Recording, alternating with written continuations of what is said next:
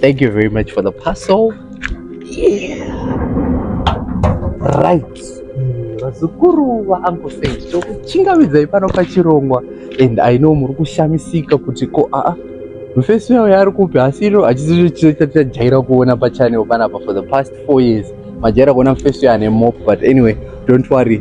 Achiripo, he's still here on this channel. But today I've brought a very good video where we are going to surprise Uncle Saint with this award that I've just received from YouTube. So, as you know that YouTube awards people when you go surpass 100,000 subscribers on a pure award. You know, Yawuya Saint TV has surpassed 100,000 subscribers over the past 4 years when the journey started in 2020. So Uncle Saint knows this obviously. Now it's about 118,000, and we strive to go more and beyond. This year it's also to 200,000 or even 250,000. But Uncle Saint was good award yashika and video it we got a surprise, and we see his reaction to this award. By the way, those who don't know me, I am your host with the most. I go by the name of your boy Beats. I would say ndini muzukuru mukuru wepa channel ikubvira payakatanga muna 2020, now almost 4 years, and as we still keep going on. But I would like to just share a word or give advice and thank you, the people that have subscribed to this channel and that has been with us over the journey and continue to be with us. Kanori Mnyoan, I welcome you to this channel and kindly ask you to subscribe to the channel and turn on your notification bell so that whenever a video is uploaded, you will be notified. So let's see how this award looks like and how Uncle Saint is going to react to this award. Let's go.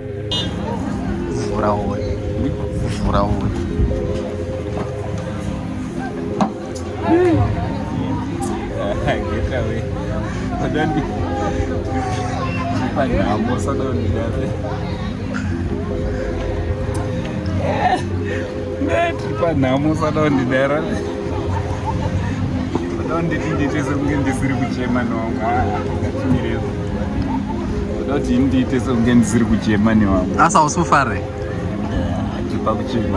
ayo mukuchema tiri kuti nekuchema netariro uri rafu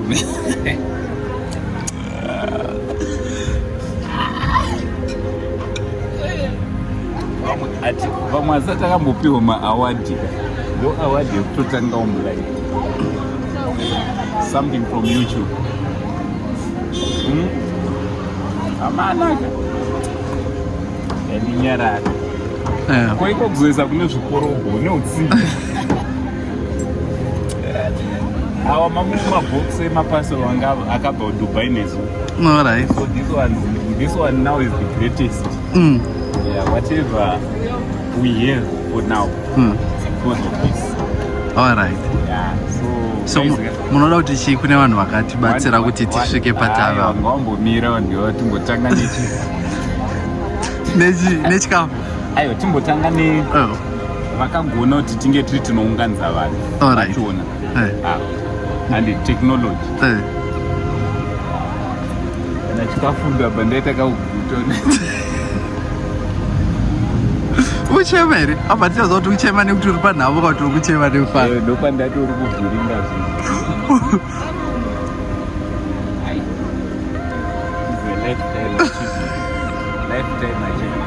priceless. Zvinoengwa nemuroi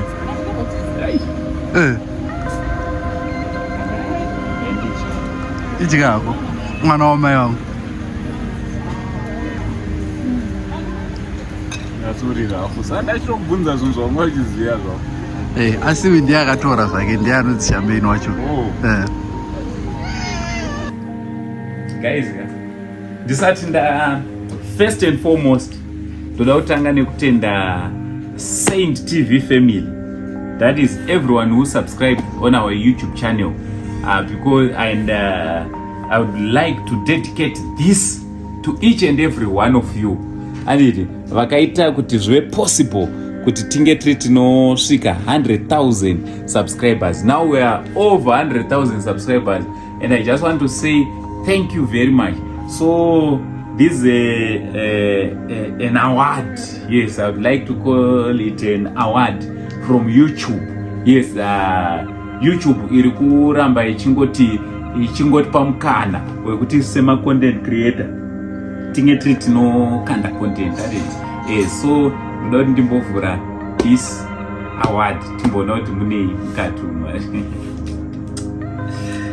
but mwari wakanaka vakomana handisati ndambopiwa award mulife munoziva like handisati ndambopiwa award ukaona ndichiremekedzwa nekuamerica mangu munyika handisati ndakamboremekedzwa handisati ambopiwa award muno munyika muzimba tatotanga kupiwa newekuamerica ndipo banga anyway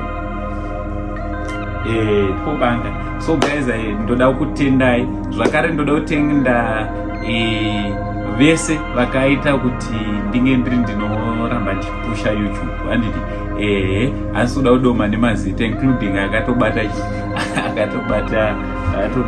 mushini because there was a time yekuti I wanted to quit YouTube but is one guy akandikurudzira kuti ndirambe ndakamira YouTube handiti.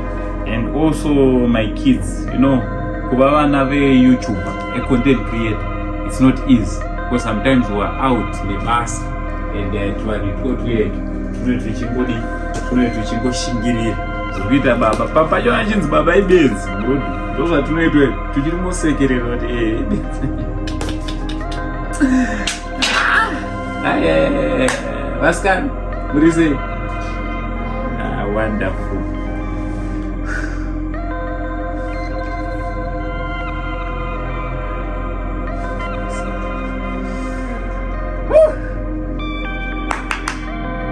Good.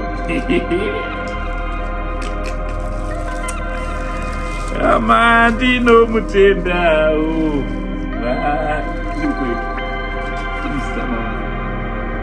recognize your team. Amandino same TV. My God. Amandino mutenda Mwari wakanaka, Mwari wakanaka, Mwari wakanaka, Mwari wakanaka kwatiri. Guys, I'm so excited. And it's one dollar. I'm so happy. I love you so much. This is Uncle Zaid, guys. From Uncle Zaid. Much love, guys. Thank you.